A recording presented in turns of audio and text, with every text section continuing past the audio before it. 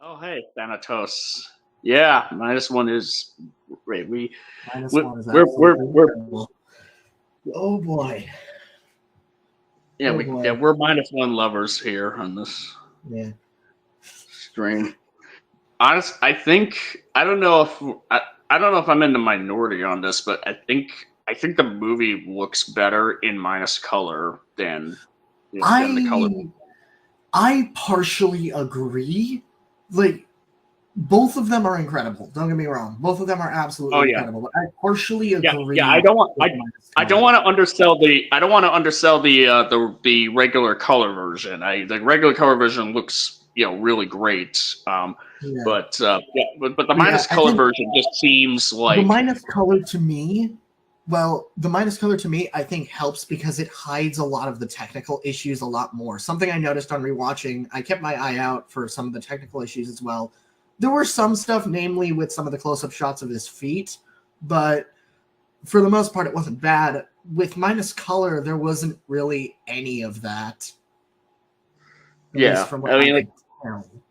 yeah. I mean, like the regular color version. Even when I even watched seeing it for the film for the first time, there were a couple instances where I'm kind of like, I mean, that probably could have been touched up a little better, maybe, but I would say the minus color version, yeah, it does kind of help in hiding it, and plus it makes me think of like, yeah, this is pretty much like as much of a spiritual successor to the original 54 film as you're going to get with any Godzilla movie. Like Mhm. it really, like you really feel like you're watching like a modern, like a 50s monster movie made for the modern era, like like the 1954 movie if it was redone, you know, with modern effects and what have you, but still maintaining the tone and as well as like not just the color tone, but obviously like the tone and the story and what have you, and arguably even in some ways like even improve in a couple aspects over the 54 film. I would say seeing the film again, for the re-release, it's like I've pretty much forgotten like how how immensely like awesome, badass, but also like kind of frightening Godzilla's roar in minus one is. Like when you watch it at home or when you watch it like Mhm. or pretty much even like listen to it like on clips on YouTube, you don't get the sense like it's nothing compared to like when you see it on the big screen. It's like you feel the roar, you feel it, Yeah, you feel it. yeah. The way the roar was done, like I straight up thought it was a technical issue the first time around, and then watching it three more times, no, this is not a technical issue. The roar is that powerful. Yeah, like they want to get across that this roar is almost like deafening, like it pretty much would to the characters. Yeah, Um, it- like every time he roars, like it made me jump. It's yeah, like yeah. When to me, this is the perfect Godzilla roar because not only is it's basically the 54 version with the power of the legendary roar. It yeah, sounds like it would come from a creature like Godzilla, a creature that was mutated and transformed and mutilated basically beyond recognition to the point where its vocal cords have been strained and scarred, but it's coming from an absolutely ginormous animal. yeah, yeah, and like even before he gets mutated, like when he's basically like the proto form, let's just say, or Mhm. proto Godzilla form.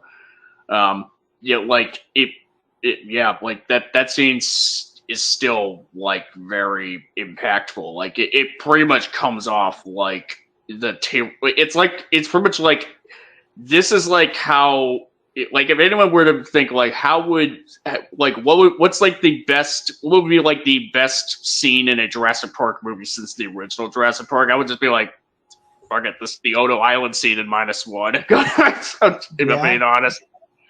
Um, yeah. yeah, yeah, it makes me think of that, like the T-Rex breakout, like just how just how terrifying it is, just kind of seeing this big, he's pretty much only he's pretty much like twice the size of a T-Rex potentially. Yeah. One thing I've been wanting to do is doing a short video asking what kind of dinosaur would Godzilla be classified as, specifically minus one Goji. I was thinking Spinosaur, and it's not just because of the spines. He's also piscivorous, semi-aquatic, and has a lot of fish-like attributes. Yeah. This is just an improved version on the Heisei Godzillasaurus in every way, shape, and or form.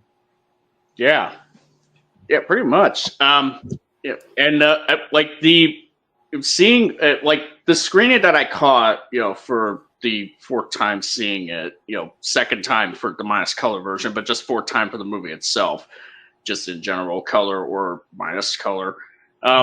There's these little featurette things that's like a Q&A with Yamazaki and I think another person who he works with for the effects. He pretty much kind of said that Godzilla was obviously inspired by he was inspired by dinosaurs pretty much, but also the scales for Godzilla, Yamazaki pretty much said, were inspired by aged oysters pretty much, because you got the scales kind of look aquatic, but they're aged a little bit. It's kind of if you look at oysters or clams or something, and the older they gets, the more almost sort of rock-like they kind of look. And Minus Goji kind of has that sort of vibe to him, and it's yeah, I can see that. Yeah. I would say I guess they kind of to kind of discuss a little bit of the filmmaking aspects of Minus One. It's there's because they did a featurette of for the film, well, there's two parts. There's one that's before the film starts, and they were kind of talking about how they put together the special effects, the CGI, what have you, and the second half was the Q&A proper with Yamazaki. After the movie was over. The before parts where they're talking about the effects, it's I have not realized how much CGI and green screen was actually used in this movie until they showed this featurette, because there's several points where in the film where I wouldn't even until last night I had no idea it was CGI. There's kind of there's points where it's okay, yeah, I can understand how that'd be CGI, but there's sections sections where Doc and Captain are boarding one of the ships before they depart. There's parts of the background there that were CGI, and I had no idea that was the case until it was pointed out. And I was that was CGI. Look, wow, fooled me. That's impressive. Yeah, it's this movie still, even pointing this out, it still looks way better as CGI than pretty much just about almost anything that we get these days. And that even includes certain Godzilla movies that we get these days. Absolutely.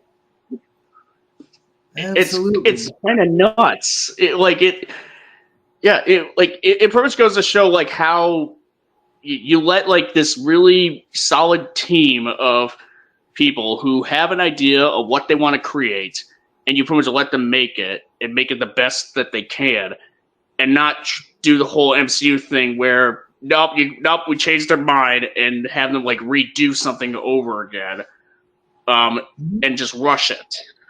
This is what, yeah, that's kind of what it is. Yeah. I mean, Yamazaki's been cooking this one since 2014 for basically a decade. Yeah, he cooked. He took a long time, but man, oh man, he nailed it. Yeah. And apparently there was also apparently there was also a whole thing where the Shinden, which is the fighter jet that the fighter plane that Shikishima uses at the end. There's like this whole prop thing that it for the cockpit that's obviously real, but the rest of it is obviously would have to be CGI.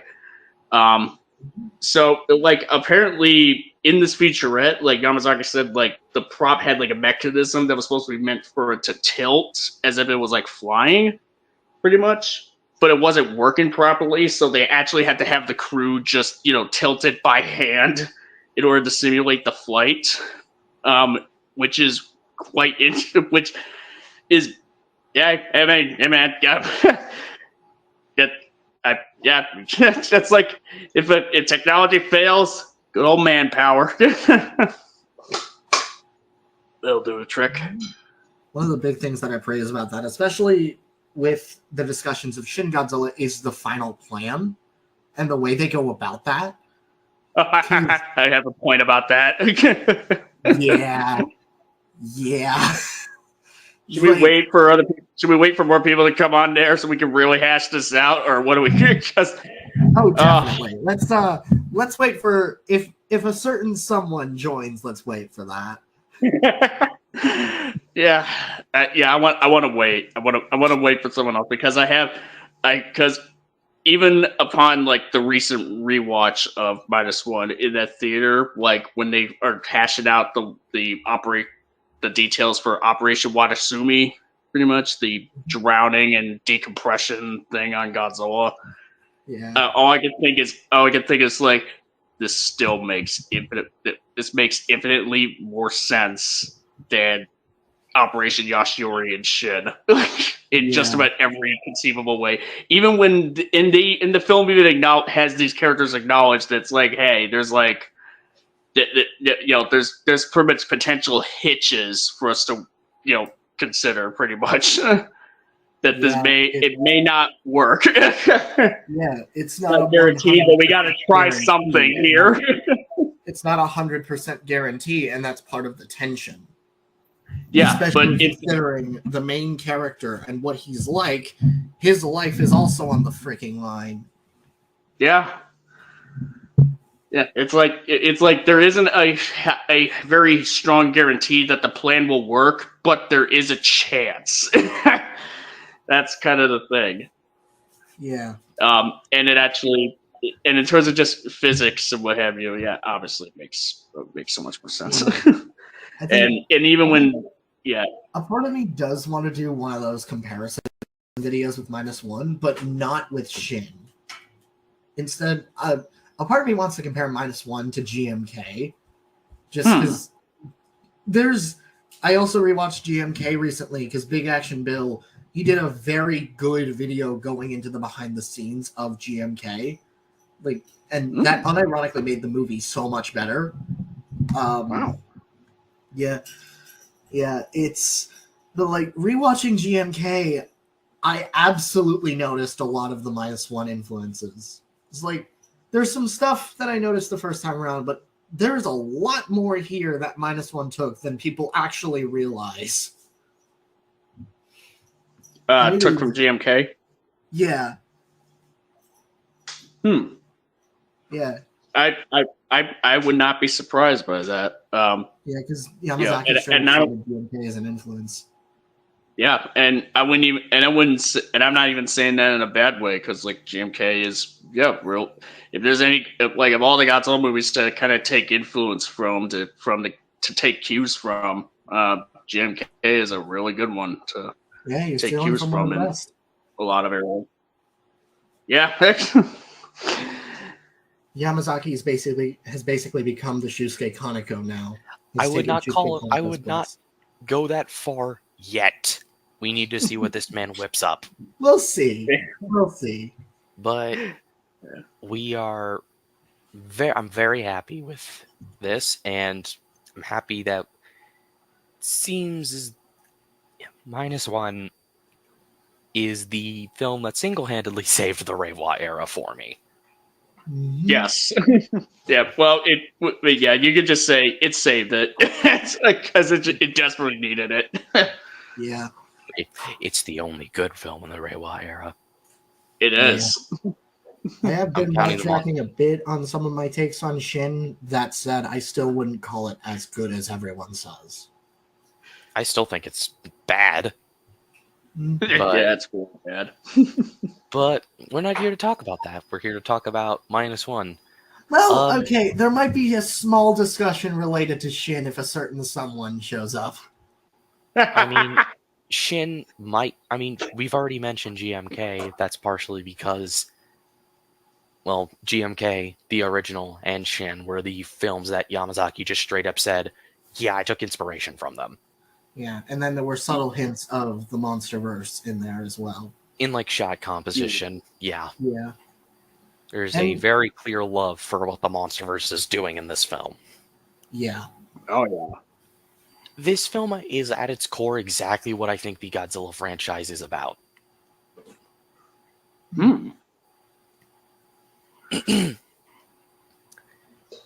That just being the ever-needing determination from both Godzilla and humanity to persevere. Mm-hmm.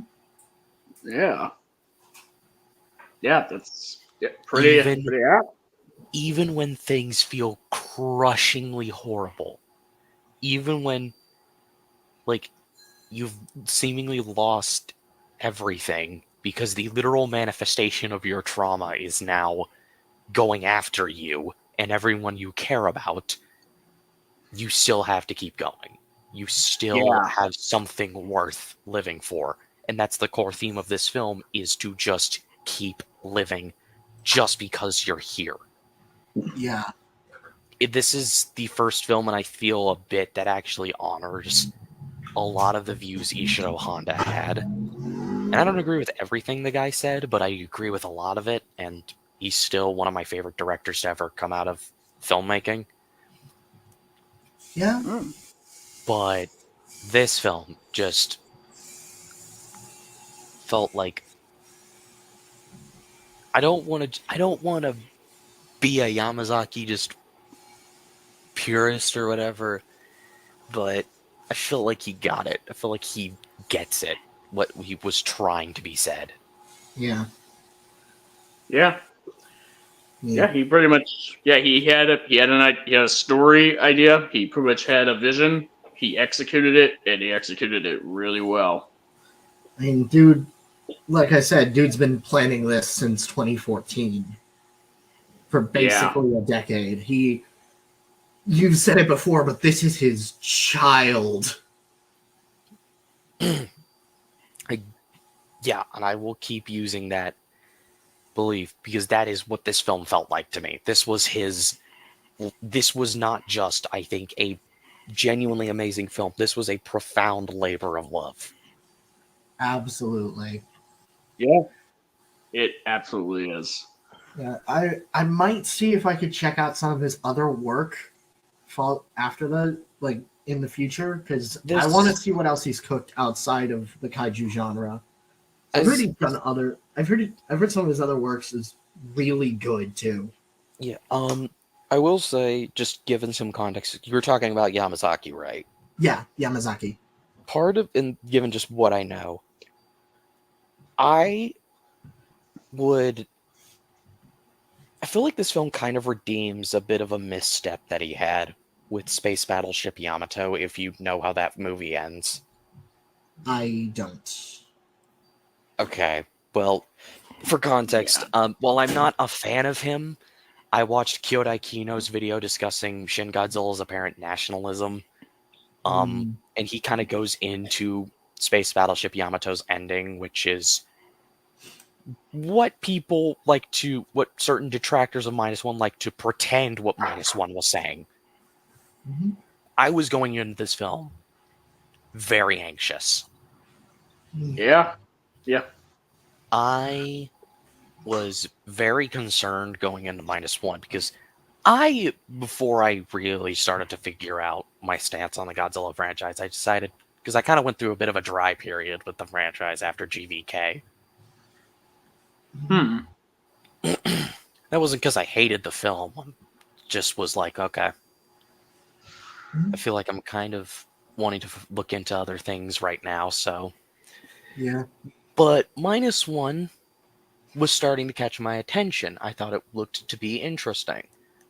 I decided to watch the original and Shin in preparation for it as a double feature one night. Mhm. That double feature made me remember why I love the original film and why I still am kind of torn on whether or not Gojira is better than Minus One. Like, it is so close in my mind. Mhm. Mm-hmm. That was when I started to look into Shin and realize shit isn't right. But Yeah. That boy ain't right. But so I went into Minus One very anxious, just hoping, please take the right parts from Gojira. Please know what you're doing. Yeah. I went in with one other friend, and the literal second after the first scene on Odo Island, I was sold. Yeah. I was like, whoever the Yamazaki, you nailed it. You got it. Yeah. And then he just continued to just knock it out of the park with the human characters who were the most invested. This is the film that kind of made me remember, oh, right. I just start examining these films with the human cast in mind. I don't think this is the first film to have great human characters, but they are so lovable. Yeah. It pretty much, even though, I mean, we definitely cover Godzilla movies that have really solid human characters, pretty much, and King it's of the kind of Monsters. and it's kind of a shame. And it's kind of a shame that a lot of people kind of just seem to think that, Godzilla movies have never had like had compelling human characters until Minus One happened, which is why we're here to Terror of remind them, like, Godzilla would beg to differ. Terror of yeah, Mechagodzilla, the original Gojira. I would say versus Ebera has a decent cast. Versus Ebera, I will ride that movie's. I will defend that film to the end of my days. Ebera is a goat. Same. Bro, no, not like the Heisei cast, especially versus Destroyer, I think had a really solid cast. 98 has freaking Jean Reno and Hank Azaria. There you go. GMK is one of the most overlooked human casts in the entire genre, and that is a downright disrespect because there is a lot of good stuff here. That's why GMK is pretty much the first Godzilla movie that I've even covered on Sea Monster Essays, because I was like, what would be like a good starting point for me to do my essay video type of thing on GMK? Yeah, that could work. And yeah, there's a lot to say about it. I also think that aside from Akane, the rest of the core cast of Against Mechagodzilla it just helps to enhance her story. I think the father character isn't as weird as some people seem to act like he is. Yeah. And even but after that, then good human characters they are not hard to come by in these films if you just use your eyes. Yeah, if you the goddamn film. Yeah, if you pretty much watch, actually sit down and watch them and just kind of let it wash over you and let it tell you the story as opposed to just ridiculing it, over a bunch of beers ASAP. What we're saying is, don't be like Rags. There you go. In other words, stop saying Mothra went from South America to China, you imbecile. So it went from South America to China in its cocoon form, its larva form.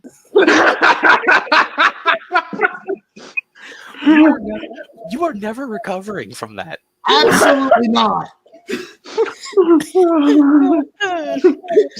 Oh boy. Yeah. My current world is like Shikishima, pretty much, just with PTSD. Very much. And just like that, we're finally back on topic. We mentioned Shikishima, so you know what? He's my next talking point. This guy is perfect. The second I started to figure out, like, oh wait, he's in I was kind of surprised that they went. I knew this was going to be a period piece, but it didn't like register in my mind. Oh, he's ex-military. He was a kamikaze pilot. Oh shit! Like Oh, the scene, the opening to the film with him landing. I was like, wait, I thought this was going to be the bomb that drops on Hiroshima or something, but no, it was Shikishima trying to get out of killing himself. Yeah. And then immediately his dynamic with Tachibana, who is another perfect character in this film. I think every single character in this film is executed perfectly. Yeah. Like with Shikishima just not wanting to go through with taking his own life for what is a losing battle. And but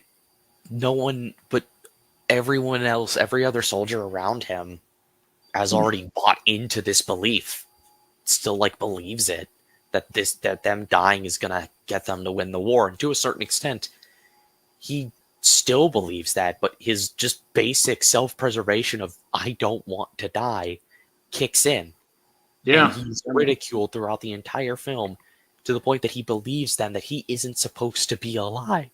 Well, here's the thing. There was even like one of the guys on Odo Island even like stops over to talk with him for a bit. He's all like, "Yeah, I don't blame you, dude. I mean, what's the point of dying honorably if we all know how this is all going to end?" It's it's a pretty neat moment. Once you like remember in this time period, it was like the greatest dishonor was to surrender, and the greatest honor was to fight to the bitter end. It's like, yeah, it makes sense. This is how it is, but it goes directly against one of the basic human instincts to keep themselves alive.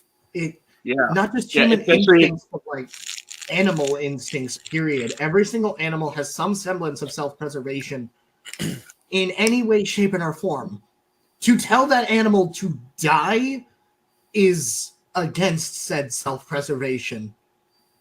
It's pretty much it is a huge ask, pretty much. And obviously that organism, human or animal, what have you, would be very much desensitized, about that. If it's kind of comes to the realization of like, not only does it have something that it wants to like come back home to, because Shikishima had his parents, and the letter that they sent him was like, please come back home a lot safe, and but also the fact that it's like, it's a losing, they're pretty much losing the war anyways. It's like, so it's just kind of like, it's not that I don't want to die for my country. I mean, like, yeah, it's because I'm scared, but really it's just like, I don't know. Like, I can't, but I think there's people who are going to want me alive more than dead at this point. Yeah. I mean, that is true. And then Shikishima then just gets the lion's share of this film, but everyone else in this, even all of the minor characters, the side characters, are all just so lovable as well. It's very clear. Shikishima's like, because this is what I grasp in the film, is that, yeah, shit sucks right now, but you want to know why you keep pushing forward and get through it? It's because there are people in your life that care about you.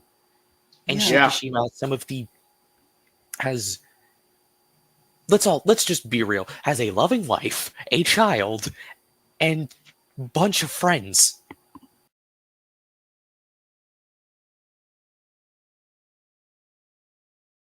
Three really good friends. 3 absolute doofuses that I've said it before, I would listen to those like 4 on a boat ramble for hours. Yeah. And you would have my attention the entire time because they are so amusing. They are so just it comes off as it just comes off as real. This is how these people recovering from a war would be talking. What the hell do you even say to this? The hell do you even say to this? It is absolute. It's perfectly well paced with his dynamic with every single character feeling incredibly natural.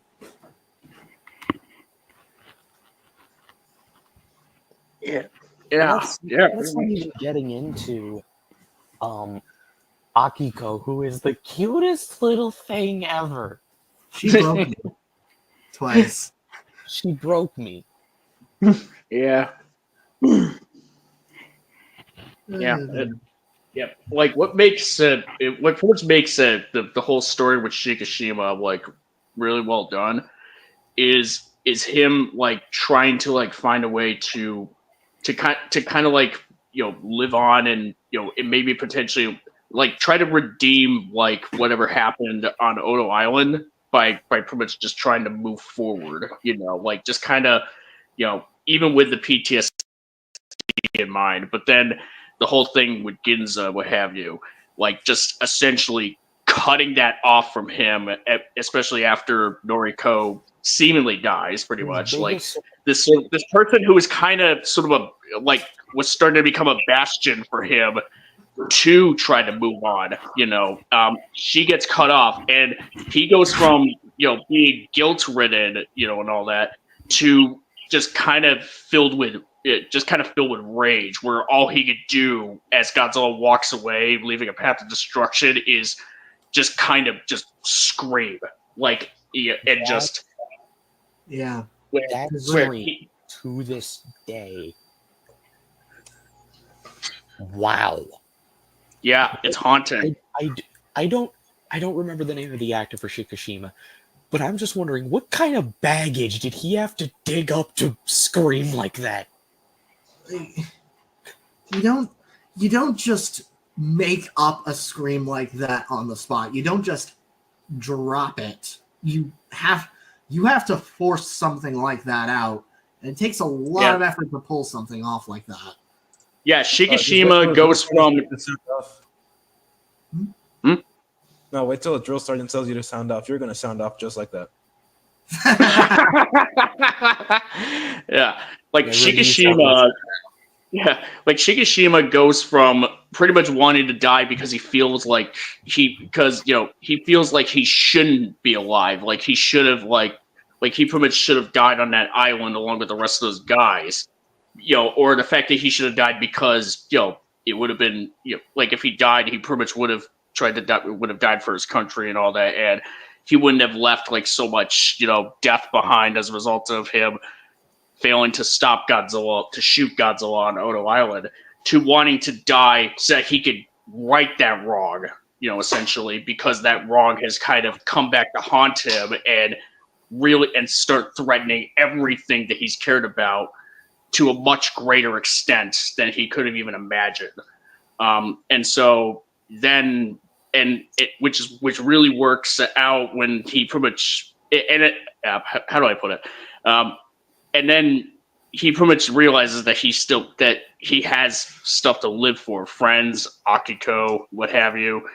And Tachibana, and when Tachibana points out that he has an ejection mechanism in the Shinden, he's all like, "Oh my god!" The man who literally hated me for trying to live is now telling me. I feel like this is just my thoughts on Tachibana. I really like that he has the same name as the Admiral from GMK, who is one of the best characters in the franchise. Yes. I forgot about that. But I feel like that moment he realizes, oh, he's like actually wanting to go through with this now. This isn't someone. I imagine that kind of made Tachibana think a little bit, and he's like, I'm not letting this guy die. I'm not letting him die. Because Tachibana finally gets it, and then he tells Shikishima, I am ordering you to come back from this alive. And that must have been what made Shikishima be like, I have to do this now. Like that made him realize the person who literally hated me is telling me to come back from this alive. And for me, I was expecting Godzilla to die in the climax of -1. The tension of this was not is she is the tension they is gonna if lose? they beat Godzilla. The question the tension that comes from the climax of -1 is not, well, are they gonna beat Godzilla? It's is Shikishima gonna kill himself? Is Shikishima gonna go down with him? And that's the Yeah. tension. And that's why seeing his seat in the parachute in the air is so relieving. The relief that Tachibana has on his face is pretty much everyone's. Pretty much, Yeah. and Shikishima, choosing to fight to live, to live for people worth living for. It pretty much makes it a lot more impactful when he's essentially kind of rewarded at the end. When he finds out that Noriko, the person whom he was willing to die for, was alive the whole time.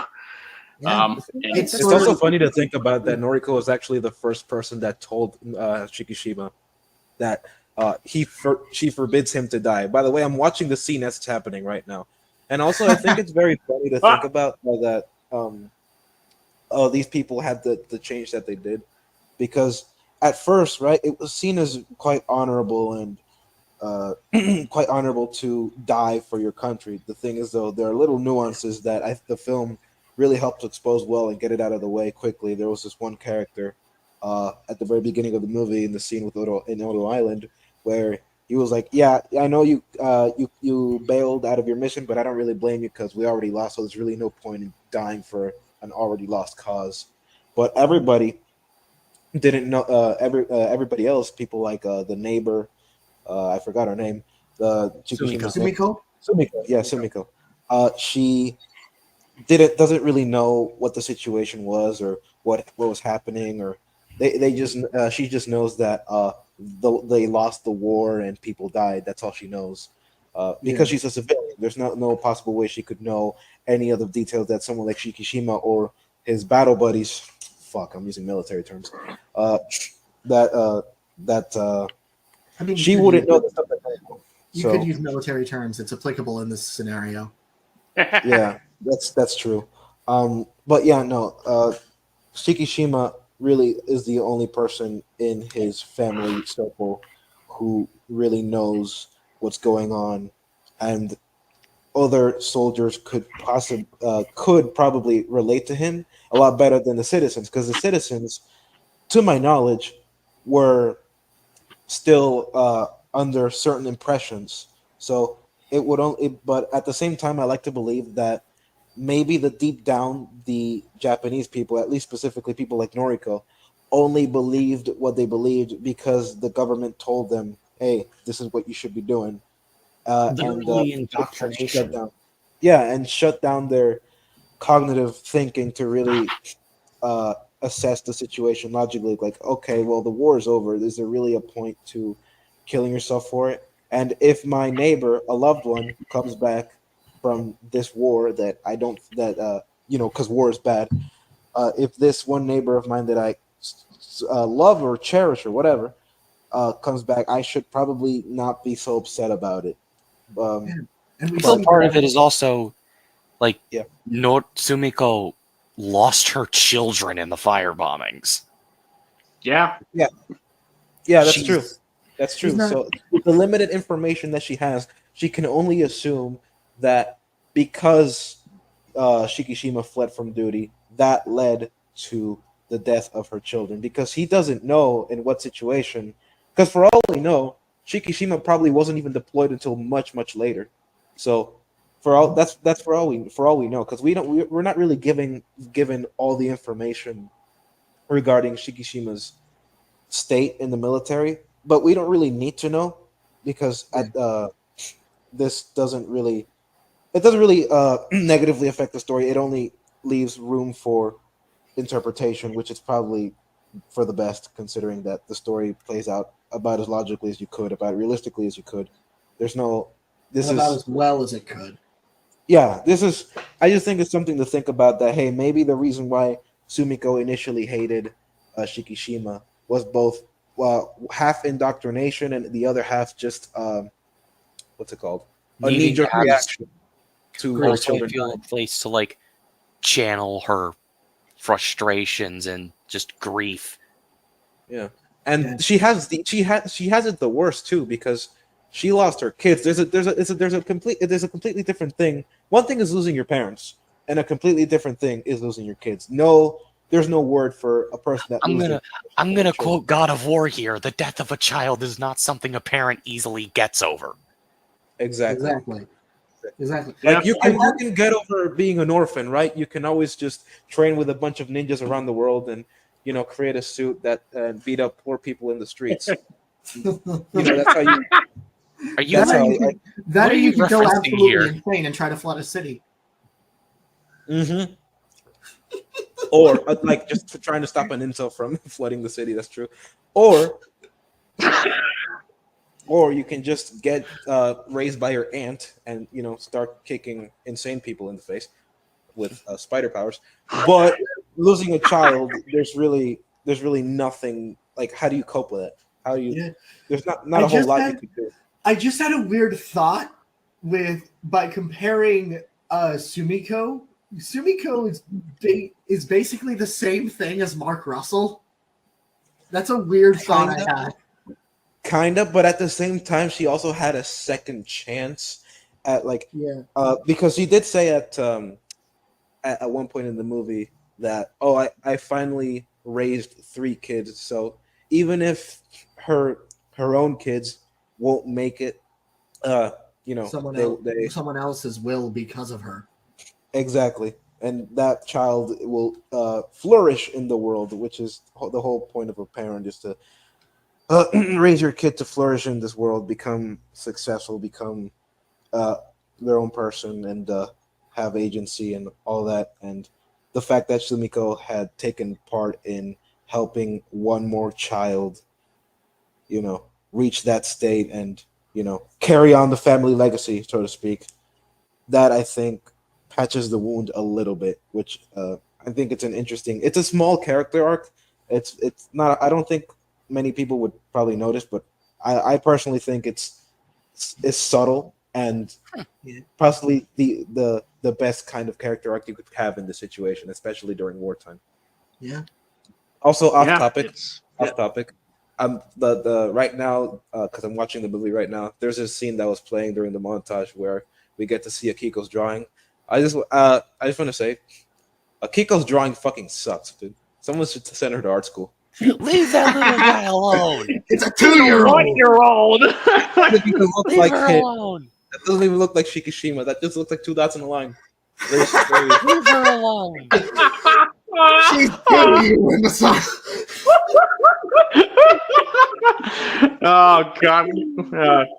It can't be a C-Monster live stream without some edgy joke in there. Hopefully she doesn't fail art school. Otherwise, we're gonna have another Shikishima. Or worse. Oh no! Lord Megatron, he's making an edgy joke. I am aware, Shockwave! Do we need to get Hey, who knows? We might even have another Godzilla. anymore? Design-wise, this is basically this is a near perfect update to the Heisei look. You know what I don't like about this movie, though? What? It's the ending. I like the ending. Don't get me wrong. I love the ending. I think it's very heartwarming. But I also think that they should have just committed to Noriko being dead. I mean, unless they're trying to do something with her in regards to the fact that she's gonna turn into a monster. The thing is, it works thematically that Noriko survives because it's a reward that Shikishima gets by overcoming his trauma. Of it that's why I'm so conflicted about it. That's exactly why I'm so conflicted about it, because I don't really like to think of it as a reward. I just think it kind of, I think my thought process is kind of refreshing to, at the end of the day, even though everything sucks, it just kind of felt refreshing that in the end no one had to die.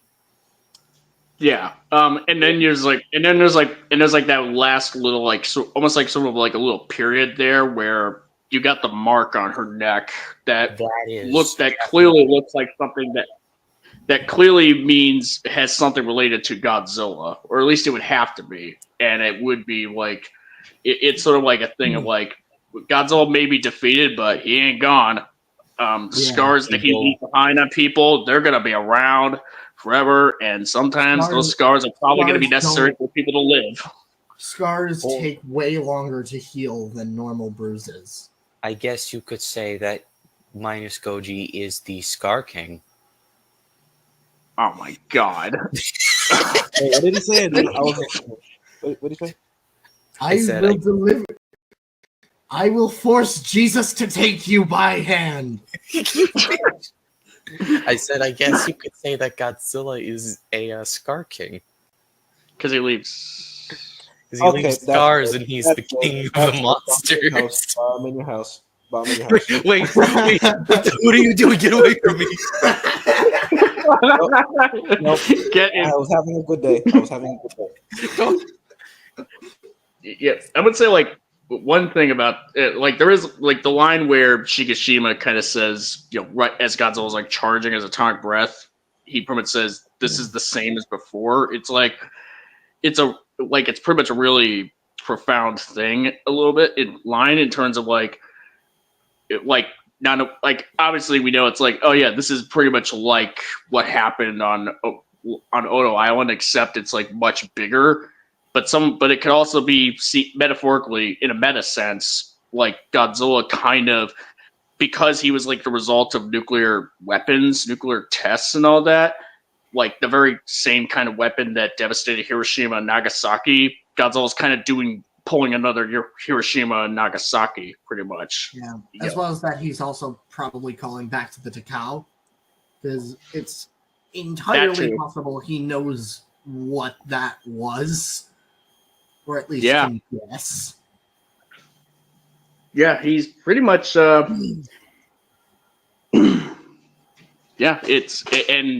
like that trauma is just like he's seen like his PTSD is just like personified, you know, like in front of him, and now that PTSD, the thing that caused him this trauma is now just.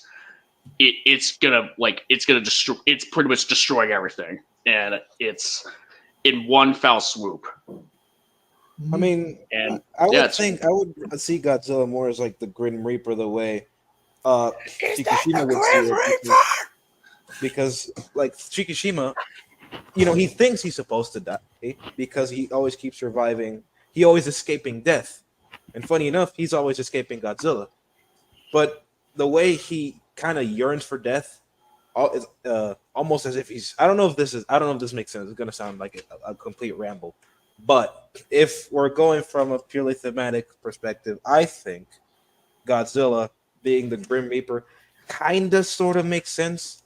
However, actually no. Now that I think about it, because then Godzilla doesn't kill him, but then he survives. Oh wait, no, that doesn't make sense. Fuck, never mind. I'm tripping balls. I haven't slept. I need sleep. But yeah, no, he keeps escaping death and he keeps escaping Godzilla, but he yearns for death because he feels like he deserves it, and he throws himself at danger and escapes death every single time he throws himself at danger. So I think in a way, if you could like really stretch out your brain and use some intense mental gymnastics to come up with a thematic through line explaining why Godzilla could be the Green Reaper in this movie, I guess you could say that Shima is pretty much doing this to himself. Mm-hmm. Like he is just so self-loathing that he will put himself in situations where he's going to end up feeling guilty later as a punishment. So it could be that the actual feeling of guilt is the punishment as opposed to death. Mm-hmm. Self, like the feeling that is enough of a punishment, but he won't like really commit to the actual dying part because he's constantly trying to escape death at every turn, and he is constantly trying to escape Godzilla at every turn. Yeah, I can see that. You know, I mean, that wouldn't take as much. I I mean, you kind of say it would take some mental gymnastics, all of that. Probably not as much. Like I can actually see that. Okay, well then So, it's probably yeah, just me. Then. Probably just me. My brain is not working at 100% efficiency. I need sleep. I mean, you sound like you need sleep. Yeah. Yeah. Yeah. Yeah. Oh man. I think we've talked a lot about the human. We haven't really gotten to the other three human characters. Oh yeah. Doc, Captain, and Kid. Doc, Noda, Captain, and Mizushima. I think I don't remember what the captain's real name was, but I don't even know if he's ever given an actual name in the he film. is. He is. It's said It's just that people just remember him as the Doc and the Kid and the Captain. Doc, Yeah. Kid, and Captain. But Yeah. the only one that I remember is the kid whose real name is like Misashima. Yeah. I like the is Kid. Noda. I like the Kid. I like that he has this really bubbly personality. It's kind of he kind of behaves like some of the people here in my platoon, where they're just eager to go to war and eager to defend his country. And he's kind of goofy about it as well. Like he kind of doesn't take it seriously. He just sees it like a competition as opposed to a fight to the death. Until he meets Godzilla. But that only just fuels his desire. Yeah. Meanwhile, the other three on the boat know exactly what war is like, and it provides a really interesting contrast. Yeah. And also, I just to go into like his because and once again, I'm just getting into why I think Yamazaki understood what Ishiro Honda was getting at with the original, like the first, like around like 6 films of the Showa era, with like honoring sort of these pacifistic, anti-war views, where I think it's either Doc or Captain that tells Misashima that not ever gone to war is something you should be proud of. Yeah. Yeah. Mm-hmm. I wonder what an American perspective would be like. I wonder what Americans would think of that, because I find it really interesting. The Japanese saying this, because one could imagine that there were some, like a whole bunch of people who opposed both the war and the politics of the government. Because if you remember your world history, you would know that Japan sided with Adolf Hitler. So Yeah. it would be really interesting. It's rather interesting that to hear this side of the argument, be like them going like, oh, war is bad, I don't like war, we should stop fighting each other. But what would an American soldier think of these soldiers being opposed to the idea of war when they are helping their government? It's kind of like it's similar to the conflict that I had, because there's a lot of stuff I don't agree with that my government perpetuates, and yet I'm pretty much fighting for it, right? So what does that make them, and what does that make me? I've had that conflict. I mean, I've talked to my chaplain about it. He did not provide a whole lot of useful answers, I'll tell you that much. But but that is something that is noteworthy, I think, that each perspective, coupled with who you're fighting for and who you're supporting, like the conflict between who you're supporting with your actions and your beliefs, your ideologies, that clashing together. I wonder how that combination, that tumult, would clash with somebody of opposite views, like the Americans, because the Americans and the Japanese didn't really have all similar views. That's why they got nuked. Yeah. So Twice. Yeah. They destroyed a few of our boats. Ship, We they dropped the sun on us twice. Oh, we said that at the same time. Shit. Let's go. I said they destroyed a few of our boats. We dropped the sun on them twice. Yeah, that's what I said. That's what I was saying. I was quoting Russian Badger. Hey. I guess the soundtrack, for one, I think they probably shouldn't have made it as ambient as they did. Not to say that it's necessarily a bad thing, but there should have been more common leitmotifs. I'm not a music expert, so my language of music is going to be really, really limited. Like more general, something of a similar approach to what GMK or Cottam did.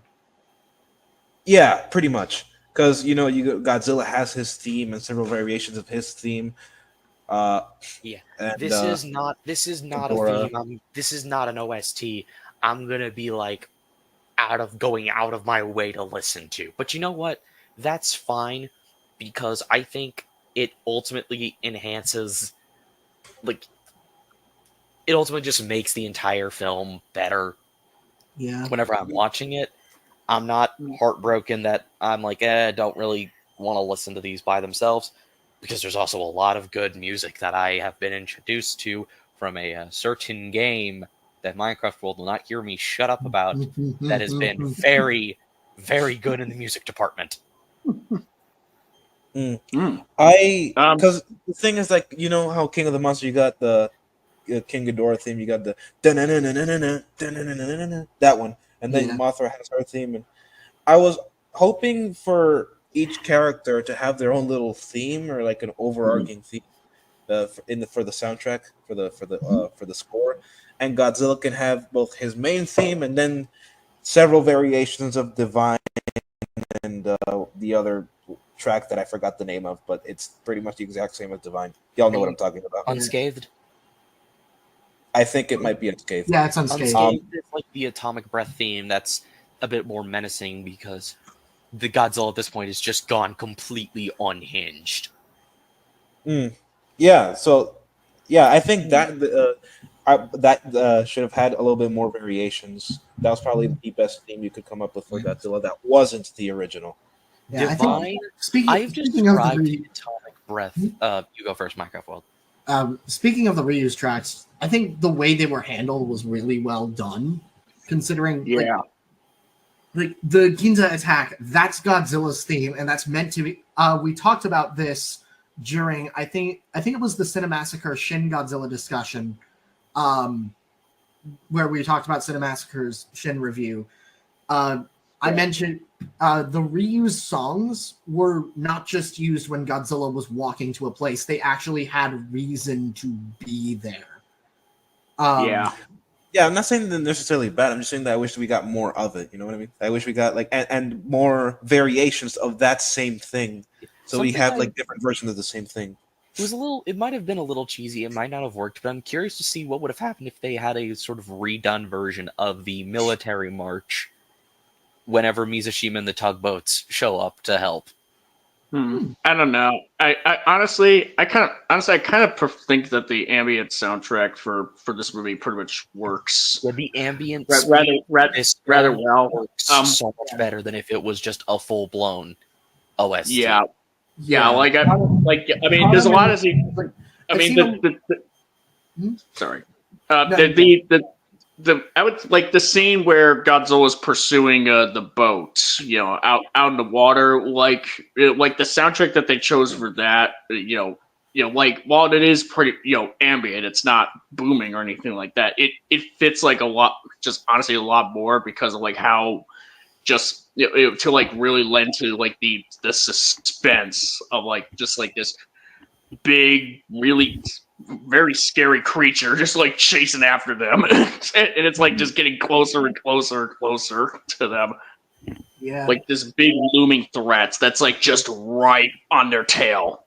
Yeah, I remember when the movie first released and everyone was talking about the OST and comparing it to King of the Monsters. The thing is, like, with the more bombastic, both Cottam and Minus One are doing very different things. So the OSTs have to be done in a very different way. Minus One is taking itself, relatively speaking, a lot more seriously than King of the Monsters. And as such, and doesn't have as much monster material as King of the Monsters. As such, it's not going to be anywhere near as bombastic. And the OST being a lot more ambient, while yes, it's not the most listenable on its own, I think is a worthy sacrifice by making the movie better. I think you can If that have makes sense. both. You can have both, huh? That's my catchphrase, huh? No, you can't. I think you I can mean, have you both. can't. I mean, yeah, you can have both, but which one would? But here's the thing: it's just a matter of like, well, which one would sound kind of better for the scene? Like For the that's scene, kind of the yeah, main. yeah, no, that's what I'm saying. I think it could work for the scene.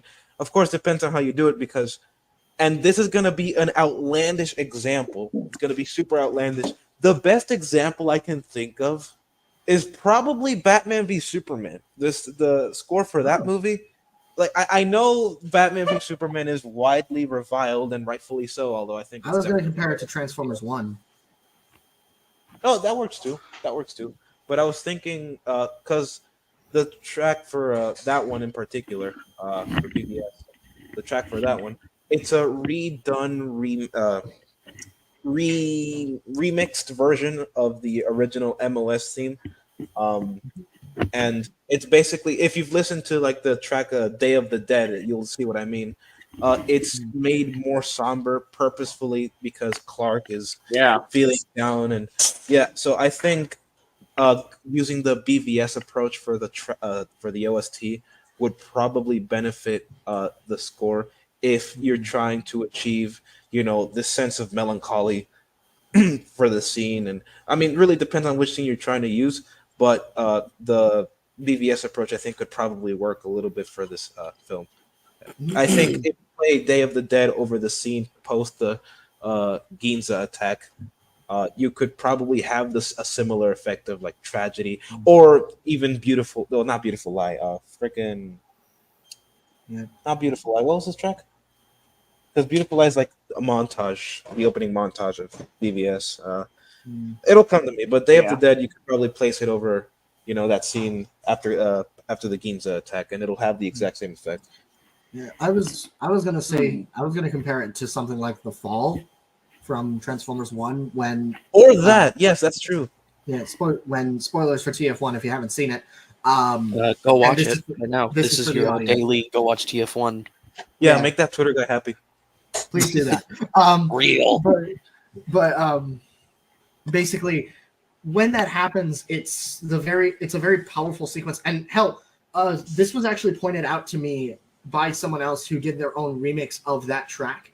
The death of Optimus Prime is in there. The song from the 86 film where that plays when Optimus Prime is dying is in that scene. But Something else. The little thing that plays right before like Megatron drops Orion at this point. That is a very similar to -1, a very droning, very ambient sounding piece. Oh, you yeah, mean? yeah. Are you I mean, talking like, about like the synth? Like Yeah. the little like yes, yeah, the weird like droning synth sounds that are playing Yeah. right before yeah. Megatron. That's like building up. That's building As- up to when D16's eyes As- turn red. Yeah, that and then Yeah. he just says, "I'm done saving you." so circling back to the human characters, one of the big things that I actually really like about that is that every single one of the big three of the three side characters gets their own separate sequence to shine in their own way. For the captain, it's his speech before the chase sequence. For Doc, it's when he's explaining the plan, and then for Kid, it's saving everyone. It's basically that. It's just good.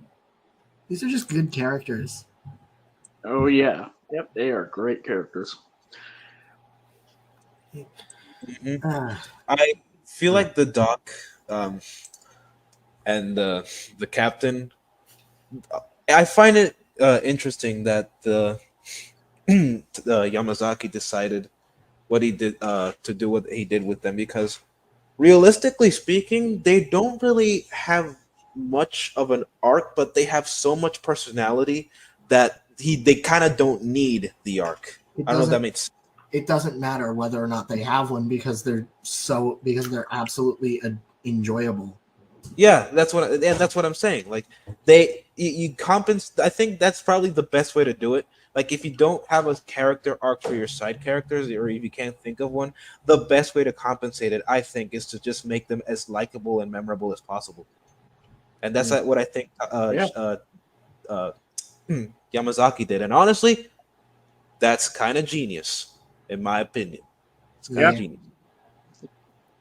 Yeah, it is. It works pretty well. They don't need they pretty much don't need like a really like a dynamic arc pretty much, but they have but they pretty much have they're let's just say the dynamics that they have amongst amongst the three is very strong. Where you got these two guys who have seen what war is like, and they're trying to, and they pretty much want their younger companion to not experience it, to experience that kind of hardship that they went through.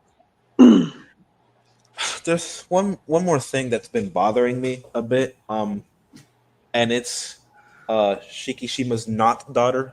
Forgot Akiko. Akiko, yeah. I personally think there wasn't enough of Akiko to. I mean, don't get me wrong. Like the scenes where she's in it, they're probably some of my favorites. But the thing is though that you kind of feel for her more so on behalf of Shikishima than on her own behalf. I mean, sure, there's the natural paternal or maternal instinct. Oh, this child is in distress. I must protect child because child is cute and young. But beyond that, there's really not a whole lot. I don't know if you really need it or not, but I would say that I would say you didn't. I would say you didn't need it because the parental instinct. She's basically Shikishima's motivation. Akiko is basically Shikishima's motivation. Akiko and Noriko are both basically Shikishima's entire motivation for what he does. Not his arc, but for why he's going after Godzilla. Because Noriko was presumed dead, and he doesn't want the same thing to happen to his child, to what is functionally speaking his daughter. Yeah, so, yeah. I would. However, I would also say that probably giving her more to do, well, not more to do, but making her a little bit more involved, because most of her scenes are her just being cute, right? What I would do is to just have her because we already got a base to start with. I think having her, give that one drawing to Shikishima was probably the best foundation to start with. So what I would do is build off of that. Oh, what the let's say, I don't know, Akiko wants to be an artist when she grows up. She's always drawing pictures of her family, her quote, well, functionally a family, of her adopted family. Yeah, her adopted family. And and let's say, I don't know, a small 30 to 1 minute 30-second scene of Shikishima walking into Noriko's room and being like, "Oh, you drew all this? Yeah, I wanted to be an artist when I grow up." Something like that. Something small. It doesn't have to be big. And then later down the line, when we're just getting the scene where Shikishima's talking about his motivation to keep going, he could be like, "I want to protect her future. This is my daughter. She wants to be an artist. I want to live in a world where all she draws is beautiful things. It doesn't have to draw things like war." Because let's say when he saw her drawings, all she drew was destroyed houses and stuff, and he doesn't want his daughter to keep drawing stuff like that because he doesn't want her daughter to live in a world where all she sees is just destruction. To me, that feels like a bit much, considering, like I said, well, for one, Akiko spilling out, "I want to be an artist." That feels a bit. It doesn't have to be exactly like that. That's just I know, but still, this feels like it would be a bit forced, considering we don't the fact that Akiko draws. That's not just "I want to be an artist," but that's little kid stuff. That's basically what young children do, and yeah, that's why I said build up. It's not necessarily that she wants to be that. That's not what you could do. You can use that as a foundation and say that that's why she does it, why she draws. That's right. But also, I don't feel like it's necessary, considering the fact that we don't really need that kind of scene, because we get the small bit during the montage that shows us that she enjoys this stuff, and the fact that she, oh god, words are failing me. But the fact that she does this in the film twice, the fact that she gives her, functionally speaking, father a drawing of the family twice is I would say enough to solidify a reason to protect her. And again, the parental instinct. Yeah, maybe there could have been more, but really, the fact that it's the child, I would rather not see them dead, and we're not exactly. Oh God, words are failing me. God damn it. Damn it. Come on, say Take stuff. your time. Sorry. That's not meant to be. That's not me like making fun of you. No, but like, I think you can get what I mean. It just, to me, it comes across as a bit forced, considering we already have enough reason for Shikishima to live with Akiko in mind. No, I'm just saying this isn't. But that's precisely the thing. This isn't necessarily about. I mean, Shikishima is definitely involved, and it could definitely help. I would say that it's extra for Shikishima, but I'm saying this about Akiko. Like I'm saying, I'm saying that there could be a scene to get Akiko a little bit more involved. Like I said, this scene doesn't have to take more than like 2 minutes. This could be like a short scene if we want to, or part of the montage. That either one is fine. Like if you write it, we technically already got that part in the montage with her drawing with Noriko, and then Shikishima looking at the drawing specifically. Yeah, but like you said that's just little kid stuff. So most people would probably not think twice about that. Most people would probably, and you're trying if you're trying to do something like how I suggested, which again it's not. It might make Akiko more involved. If you're trying to do something like that, then you probably want to be at least a little bit more explicit. You don't have to like say everything. You don't have to like show don't tell. Show don't tell. Just show don't tell. You can just have Shikishima a scene of him walking into her room, see her drawing, he's smiling and she's smiling, and then he starts to notice that the drawings are like that of just destroyed buildings and stuff, and people in the destroyed buildings, and he starts to like and then the track becomes a little bit darker or a lot more tragic, and then boom, next scene. That could in matter of fact, we probably could get that scene in the extended version. Yeah, Rooney, if there's like a extended version of -1 out there that exists, please. I feel like that would be the perfect thing to add. Just a little scene like that. Or hell, maybe something like that in the sequel. Yeah. I mean, in the sequel... Yeah, that actually could. Yeah, I mean, I could... That depends on the plot of the sequel. Yeah. Yeah. I mean, from the hints that we have, it's likely going to be a little bit more Noriko-focused, so there's that. Oh, yeah, no, I definitely want you could still... I mean, despite, what I just said. Yeah. You can still do it with Noriko. I'm pretty much hoping that C. Animus will come up for a bit so that he and I can hash out about how Operation Watasumi, which is the plan in -1, makes infinitely more sense than the Yashiori plan in Shin Godzilla. In every conceivable way, it makes way more. It functions better. It's also a very unique way to actually kill Godzilla. Yeah. Yeah. A circumvention. It harkens back to the Oxygen Destroyer's death without needing to use the Oxygen Destroyer. We use the sea to kill him. Speaking of Watasumi, I love when Godzilla comes out of the water. He looks deranged. Yeah. His body is falling apart. His eyes are popping out of his head. Yeah, it's a pretty gruesome image when you look at it. But he still has it in him. He's like, I am going to kill you. He's too angry to die. Local lizard, too angry to die.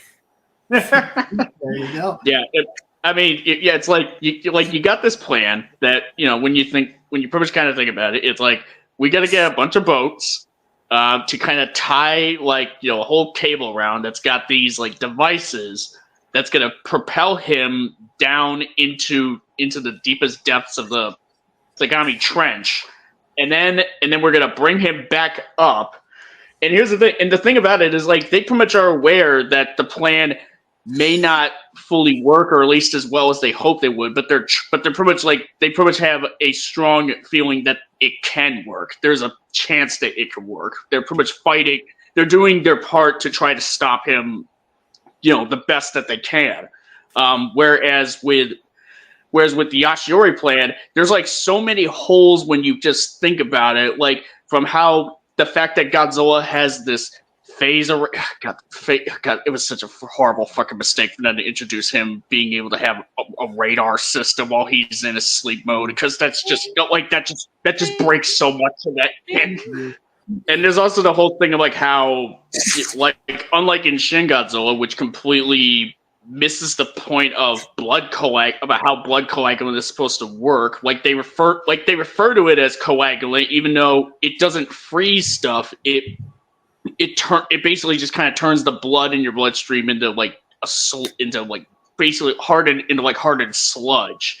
And they're pretty much hoping that we could shut him down by freezing him with coagulant, even though clogging his systems would have the opposite effect. He should have melted.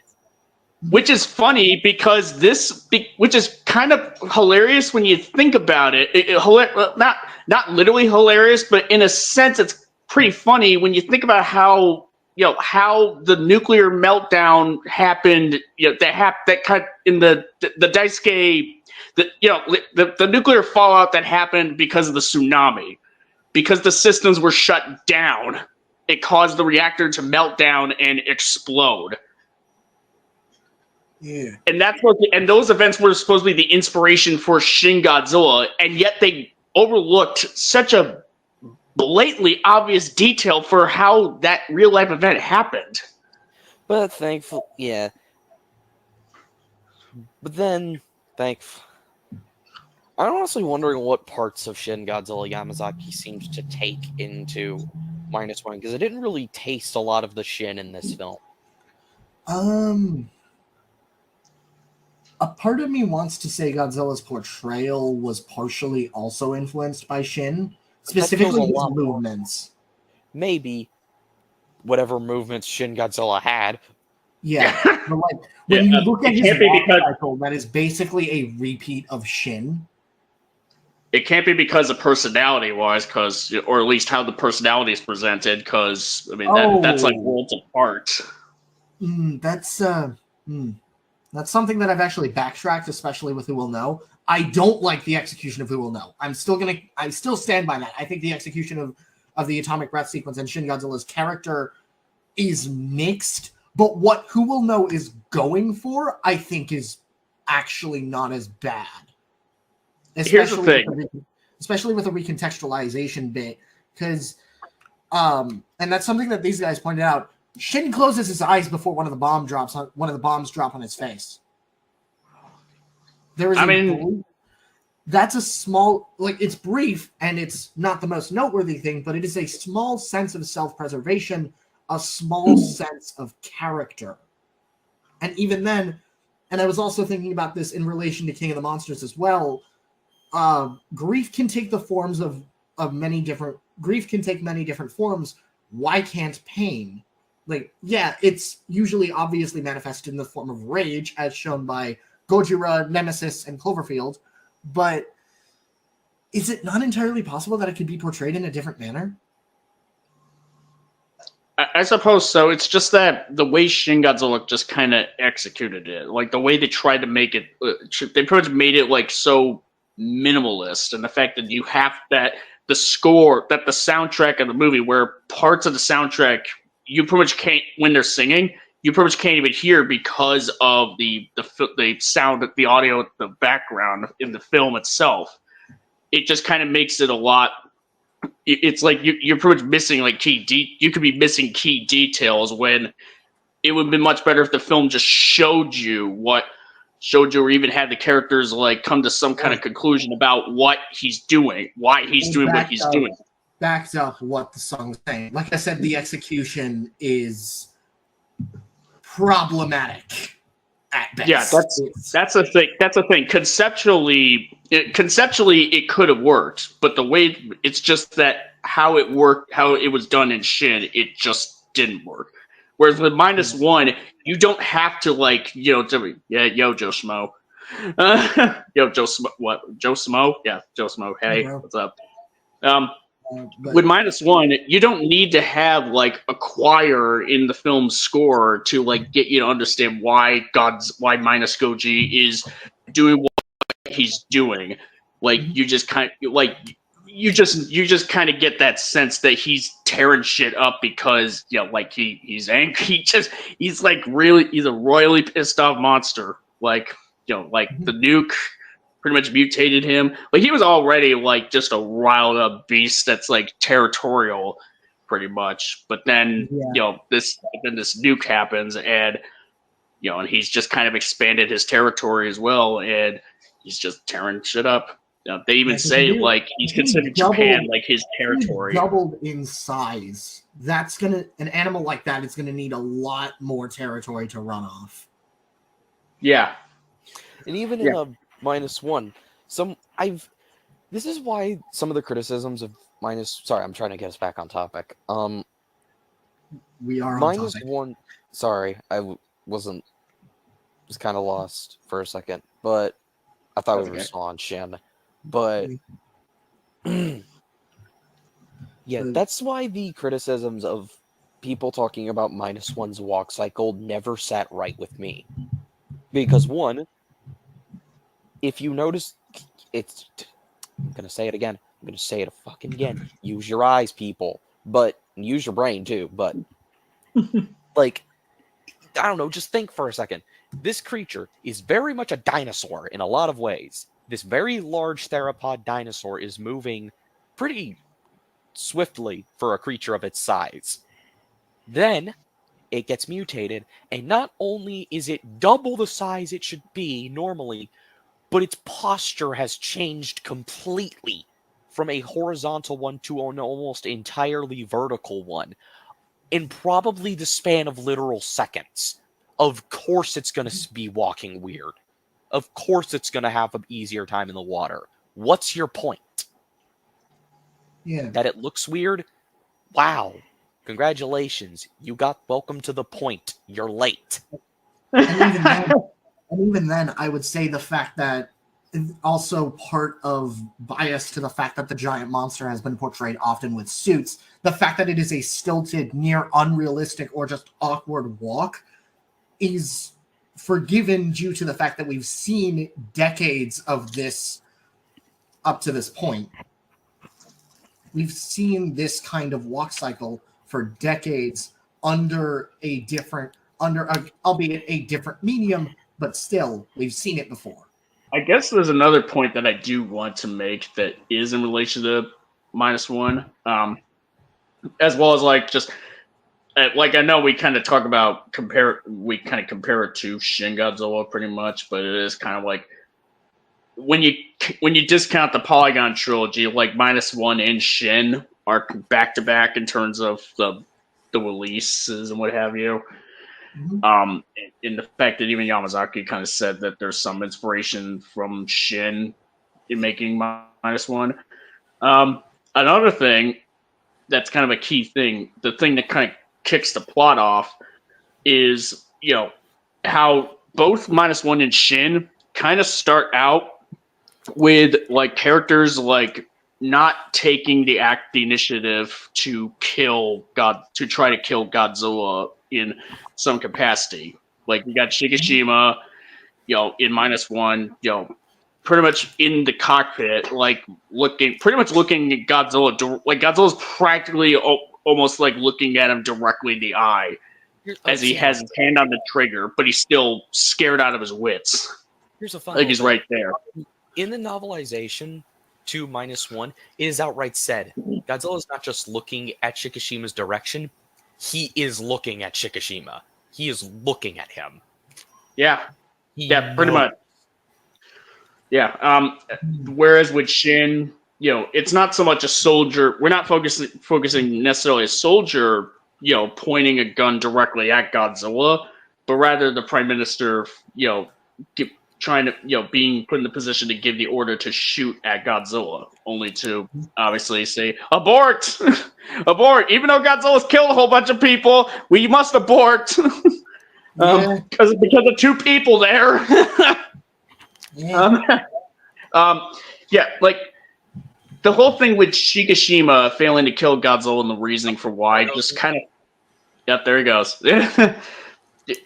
Like, Minus One functions that sort of plot mechanic or plot sort of element much better than Shin did, let's just say. Because for one thing, like, the Prime Minister in Shin, like, he's all... Like, the guy was all about protecting...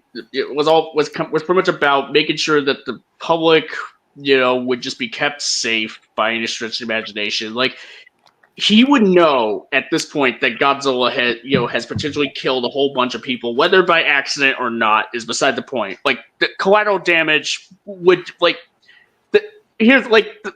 I guarantee you a whole, like, more, like, Godzilla when he was, like, in his little rubber chicken form thing, just salamander rubber chicken mode, let's just say. Claw mode. Yeah, pretty much. Giant claw mode.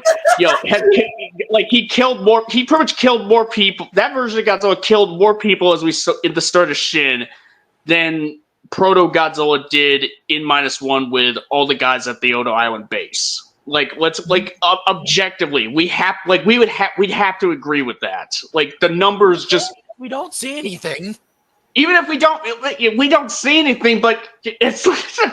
But let's just around. I don't know if anyone is dead under that rubble. I'm pretty sure that, like, there were people, like, in a building that literally just tipped sideways over, and he kind of... Yeah, there was 3 people. 3 people. Could be more. Here's the thing: like, if you're in the Prime Minister's shoes, don't just assume that only 3 people died. That's kind of the key point. In fact, how about the officers that were on Goromaki's boat when it exploded? Just hopping on the boat, honestly, skill issue. Still, yeah. It's like, here's the thing. You're in the Prime Minister's shoe. How can you be sure at this point? How can you be sure that Godzilla hasn't killed more people than what you may already know at that point? Like at this, like, the fact that he's, like, going around doing all this stuff, like, whatever path he's going, whatever he's doing, there's bound to be people, like, civilian deaths along the way. So, and he wants to make sure that no more people die. What would be, like, a surefire way? What other surefire way is there to make sure that doesn't happen than to hope for the best and have the military try to gun him down, like what they were about to do in Shin before they spotted 2 random civilians, like, just walking across the road. It's like, oh, but that those 2 civilians are going to be enough for you to abort this attack that, may kill Godzilla, may not kill him. The point is to, like, at least try. But even though he killed more people, it's when you pretty much stop and think about how that scene played out, it just, leading up to it, it just doesn't fit congruently with how we know the Prime Minister up to this point. Even with the limited time that we know of him up to this point, we kind of get the sense of what kind of character he is, pretty much. At least just even again, not in the most. He's not the most deep. He's not the deepest character or the most 3-dimensional character in the world. But he is, like. But you have there's some level of understanding of what he's supposed to be. Him making the decision to not shoot Godzilla, not to try to gun him down, doesn't make any sense, for who he is as a character. Now, with -1, you get to Shikishima. Like, we already know that he pretty much let's just, maybe chicken out is, like, too strong of a phrase to put it, but he pretty much essentially ran away from his duty because he doesn't want to die. And there's even other characters that kind of kind of sort of agree with him. Like that one guy was talking about how what's the point of dying honorably if we all know the outcome in the end.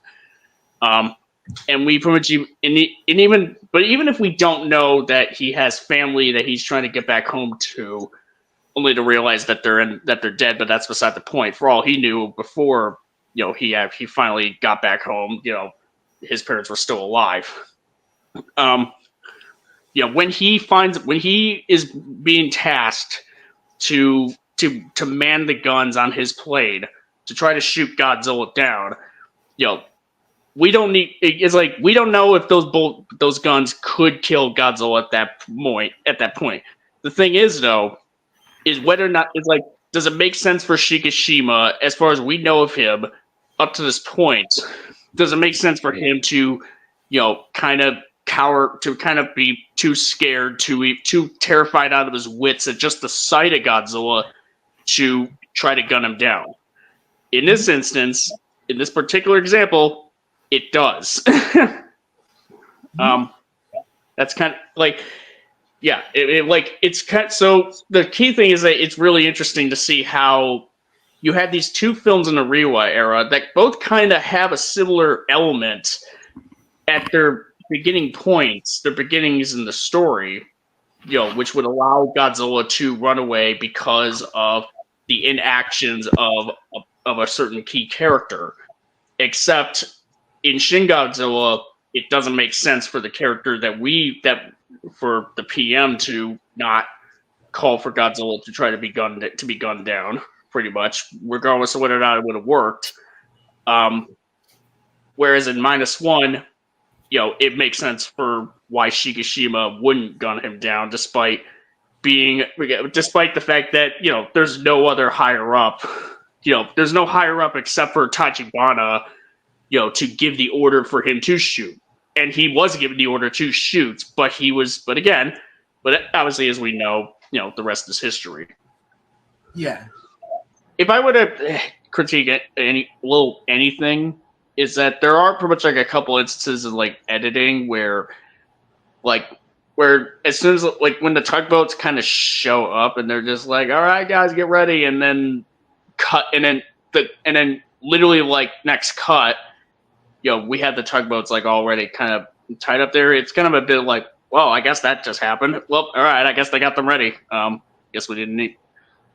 Probably would have been nice if we had a little bit of a montage of them tying the boats up to kind of imply that there is maybe a little bit of passage of time of them getting those tugboats to pull on the destroyers. Perhaps I could have done with that. Talk about why Godzilla didn't come up in that time, and I'm just like, he probably was staying in water to equalize. Yeah. Yeah. As someone who has scuba dived before, quite a ways down. Yeah. Yeah. 25. Was it? What was the depth? I think it was 25,000. 2,500. Like that. And I've only the deepest I've gone is 80 feet underwater. Yeah. Didn't he reach 18? I think he reached. Did they say 1,800 feet? That he reached. That he stopped at. They used meters. I think it was 2,500 meters. I think it was 15,000. I think it was 1,500. So 1,500 meters. A little bit more than that. He was about in the middle of that, 800 something. Mm-hmm. -1 is a breath of fresh air from all the, frankly, just not good stuff in the Reiwa era. Yeah. I hope there is more. Please. Yeah. Yeah. Hopefully. Yeah. I think we need to wish someone a happy birthday. Yeah. Happy birthday, Godzilla. Happy birthday, Godzilla. The king. 71 years, let's go! In the words of Ash, hail to the king, baby.